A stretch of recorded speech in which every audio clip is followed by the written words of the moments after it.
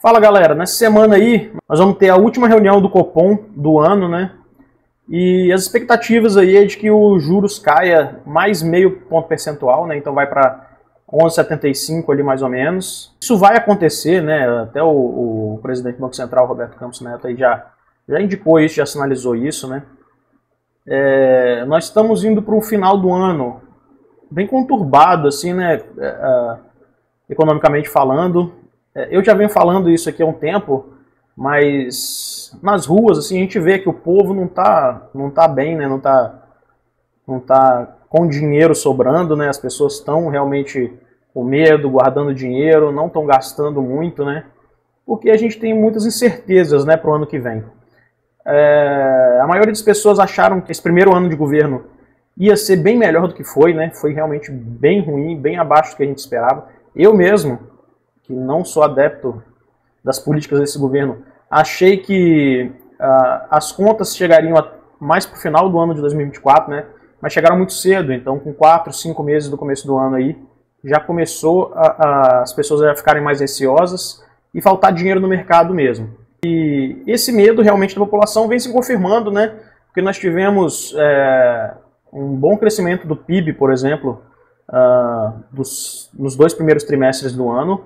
No terceiro trimestre a gente viu que foi uma queda muito grande, né? Uma desaceleração mesmo econômica, como estão dizendo os jornais agora, né? Apesar deles tentarem minimizar isso daí, né? Falando que veio acima da expectativa porque estava esperando uma variação de PIB negativo, né? Isso não quer dizer que é bom, isso é ruim, é muito ruim, né? Foi um crescimento muito pequeno, quase não teve crescimento.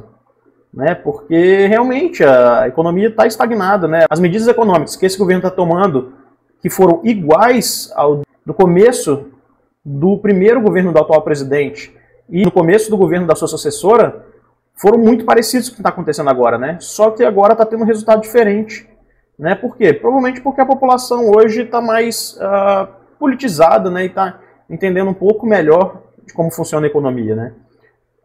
Apesar de ser pouca gente, mas isso causa um impacto grande, assim, né? Então, o que foi tentado fazer nesse primeiro ano aí de governo? Assim como nos outros começos de governo, tanto do Lula quanto da Dilma, a gente teve muita injeção de capital estatal, né? Injeção de dinheiro do governo na economia, né? Isso acaba inflando o PIB, né? Porque o dinheiro injetado na economia através do governo também conta para o PIB, né? E o que acontece? A maioria dessas ações econômicas do governo atual são para retorno a curto prazo, né? Então, por exemplo, você tem o PAC. Você injeta dinheiro no PAC, bota bastante obra de infraestrutura, que a gente está vendo que está tendo muita obra de infraestrutura no Brasil, né? Emprega bastante gente, você emprega um determinado tipo de pessoa com um determinado tipo de qualificação, então você infla aquilo ali, né? Só que isso normalmente não se sustenta no longo prazo, né? A partir de 2 a 3 anos já começa a cair isso daí e começa a ter uma quebradeira geral, né? Por isso que a área de construção civil é tão cíclica, né? Porque acontece muito isso. Não é só no Brasil, mas no Brasil principalmente, né? No Brasil acontece muito isso, né? Nós temos também agora, por exemplo, o Desenrola, que está tendo aí esse programa do governo, que é realmente outro programa de curto prazo, né? Você abaixa a dívida das pessoas ali, né? Então as pessoas vêm, pagam, né, se viram para pagar aquela dívida ali bem mais barata, então você recebe um dinheiro maior aí, infla aquilo ali no curto prazo, né, só que depois isso não tem muita sequência no longo prazo, né, as pessoas acabam continuando sem dinheiro e continuando sem girar a economia desse jeito, né. Então assim, para o último trimestre do ano, a gente espera também, provavelmente, vai ser um trimestre fraco também, né, e as projeções para 2024 não são muito melhores do que isso, tá. Provavelmente vai ser desse jeito também, meio parado, meio sem que a economia gire mesmo, né? O dinheiro não vai girar na mão do povo, né? É uma característica de governos como o atual, mas apesar disso, se você está investindo já na Bolsa de Valores, você pode ter muitos benefícios com isso, né? A gente vê ao longo da história que esse tipo de governo são bons para a renda variável, né? Então, assim, nós estamos começando a ver o Ibovespa crescer um pouco, né? E as grandes empresas da Bolsa seguem tendo bastante lucro. né? Elas têm apresentado bons resultados, mesmo porque essas empresas, as grandes, as maiores, aí, as melhores da Bolsa, são muito resilientes, né? Elas variam muito pouco o resultado delas com mudanças de governo, né? Ou políticas econômicas diferentes de governo, né? Normalmente as que sofrem mais das grandes aí são as que são baseadas em commodities, né? As que não são, não tem tanta variação assim, né? Elas continuam dando muito resultado, continuam bem, e isso faz com que o lucro das empresas da Bolsa continuem crescendo, né? Continuem firmes, né? Nesse crescimento. E nos últimos tempos aí nós temos visto o Ibovespa crescer, né? A gente está vendo a Bolsa aumentar aí o índice Ibovespa, né? E deixa eu mostrar para vocês na tela aqui. Aqui ó, a gente tem o índice Ibovespa, né? E vou mostrar aqui ó, nos últimos 6 meses o índice cresceu 8%, tá? Sendo que no último mês ele cresceu 5,5%, mais do que a metade do que cresceu nos últimos 6 meses, né? E aí já me perguntaram aqui, né? Poxa, mas se a economia está desacelerando, por que está aumentando o índice Ibovespa? Gente, porque, como eu falo sempre aqui com vocês, Selic, índice Ibovespa, inflação, PIB, esses índices, esses valores econômicos assim, são muito utilizados para fazer notícia, né? Para dar Ibope, tá? Por quê? Isso daqui influencia na nossa vida? Influencia, claro, pode influenciar sim. Mas na maioria das vezes, isso daqui serve mais para grandes empresas, pessoas que têm muito dinheiro, né? E essas pessoas conseguem ganhar muito nessa variação aí de índice de inflação, Selic, Ibovespa subindo ou caindo, né? Até porque eu mostrei para vocês há uns 2, 3 vídeos atrás que quem mexe com o índice Ibovespa é a grande minoria do mercado, né? É um percentual muito pequeno de pessoas que estão ali na renda variável que faz as cotações das empresas mexerem ali, né? Então é muito pouca gente que vende seus ativos e compra todos os dias. A maioria dos ativos, das ações, estão ali paradinhas, né? Esperando o longo prazo, claro. Então assim, por que eu falei que a gente pode se beneficiar muito com isso daí, né? Quem investe na renda variável. Tanto quem quer ser buy and hold, né? Então quer esperar ao longo prazo para ganhar com dividendos, né? Por quê? Porque hoje a bolsa está barata, né? Ela continua barata. Vou mostrar para vocês aqui o PL da bolsa hoje. Então aqui, ó, o PL da bolsa hoje está em 7,32, né? A média da bolsa aqui deve gerar em torno de 8, 9 vezes aqui, né? O preço sobre o lucro, tá? Então assim, ainda a bolsa está descontada, tá? Apesar de ter toda essa alta, né? Isso quer dizer que os lucros das empresas continuam crescendo, né? Continuam grande. E o preço ainda, para chegar no PL médio assim da bolsa, dá para subir ainda, né? Vai subir ainda, né? E, como eu falei, essa semana vai ter reunião do Copom. Provavelmente a Selic vai cair mais um pouco, né? A previsão de juros futuros já está caindo, né? Porque lá fora, nos Estados Unidos, já tem a previsão de não ter mais aumento de taxa de juros deles, né? O Fed lá provavelmente não vai mais aumentar a taxa de juros, deve manter para daqui a um tempo começar a diminuir a taxa de juros. Então isso tudo aí faz com que o investidor comece a olhar melhor para a renda variável, né? Ele está vendo que a taxa de juros está começando a cair, então começa a ficar mais interessante para ele entrar na renda variável, porque ali ele vai ter melhores retornos do que já na renda fixa, né? Não para agora, né?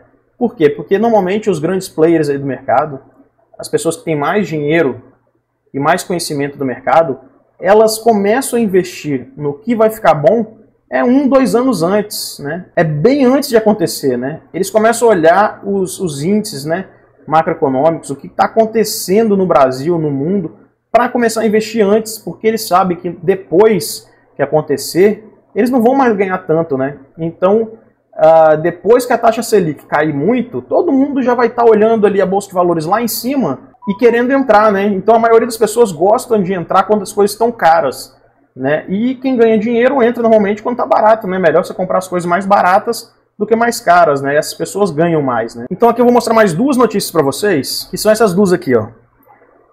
Essa notícia aqui já é de 1 ano atrás, né? Mas só para mostrar para vocês que o atual presidente do Banco Central, ele fica até dezembro de 2024, né?